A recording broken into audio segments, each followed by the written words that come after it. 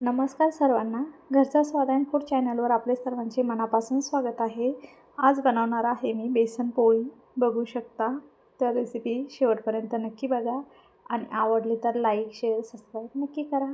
बघा किती छान झालेली आहे आणि झटपट होणारी रेसिपी आहे. जर का आपल्याला खावीशी वाटलं काहीतरी तर लगेच आपण बनवू शकतो. तर चला मग आता सुरू करते. एक बाउल घेतले, त्यामध्ये बेसन पीठ टाकते.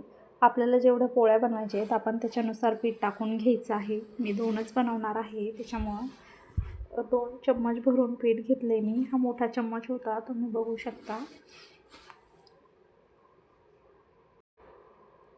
ओवा टाकून घेते थोडासा.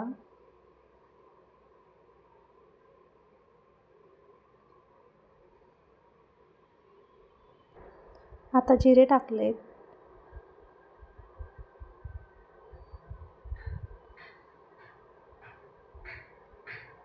थोडीशी हळद टाकणार आहे.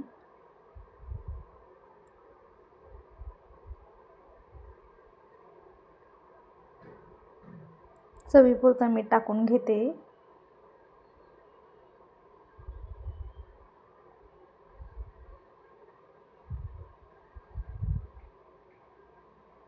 आणि लसूण आणि हिरवी मिरची बारीक करून घेतलेली होती मी मिक्सरमध्ये, ती टाकून घेतलेली आहे. तिखट आपल्या आवडीप्रमाणे करू शकतो, कमी किंवा जास्त.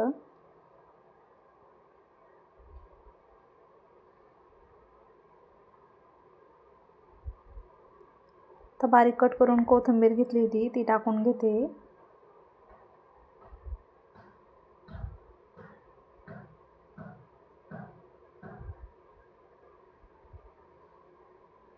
आता मिक्स करून घेऊया.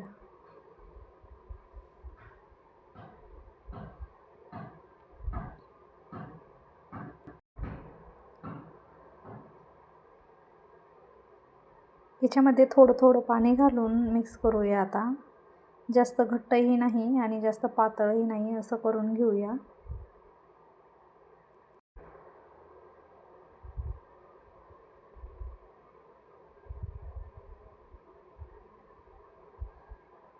बघा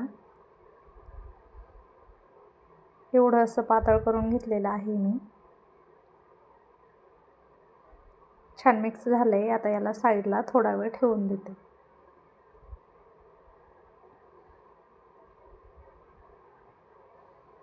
साईडला थोडा वेळ ठेवलं होतं मी. आता आपण बेसनच्या पोळ्या बनवून घेऊया. बघा पीठ छान मुरलेलं आहे. तवा गरम करायला ठेवला आहे. तवा गरम झालेला आहे, त्याच्यावर तेल टाकून घेते.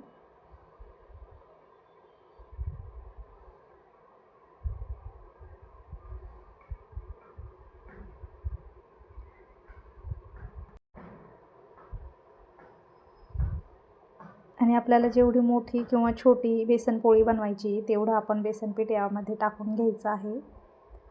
बेसनपीठ टाकल्यानंतर सर्व असं पसरून घेते.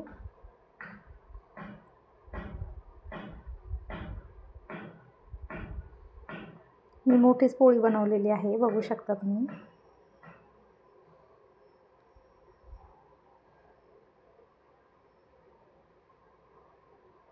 जास्त घट्ट पीठ नाही ठेवायचं, नाहीतर मग जाड होते जास्त. थोडं पातळ केलं की छान होते, जास्त पण पातळ नको. वरून पण तेल टाकून घेते आता.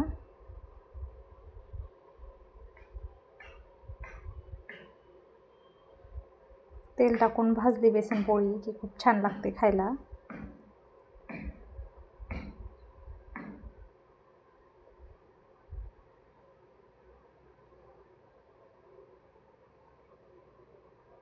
आता अशीच थोडा वेळ होऊ देते. अशीच थोडा वेळ होऊ दिली होती. आता आपण या साईडला टाकून घेऊया. बघा या साईडला झालेली आहे.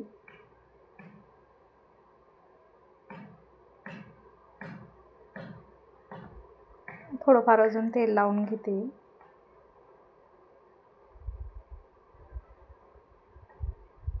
आणि दोन्ही साईडलाही छान अशी भाजून घेते बेसनपोळी.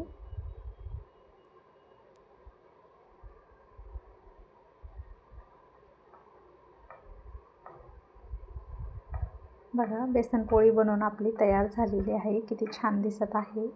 आता दुसरी बेसन पोळी मी बनवून घेते. दुसरी पण बेसन पोळी मी बनवून घेतलेली आहे. बघू शकता 2 बेसन पोळ्या बनवून तयार झालेल्या आहे.